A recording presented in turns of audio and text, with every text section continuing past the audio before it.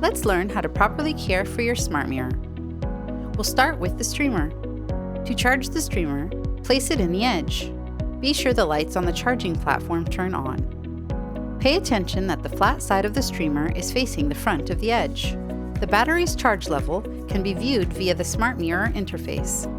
The SmartMirror streamer can be disinfected and cleaned using disinfectant wipes. Be sure you do not wipe the USB-C connector. Do not place the streamer in the autoclave, and do not immerse in any liquid. Now we'll go over caring for the head.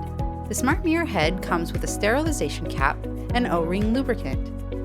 Here's how to properly care for the head. Before cleaning the head, make sure to lightly lubricate the sterilization cap O-rings using the enclosed lubricant. Then gently insert the sterilization cap into the head. Be sure it's fully inserted. The head can be cleaned using any common dental practices, such as autoclaving or cold sterilization.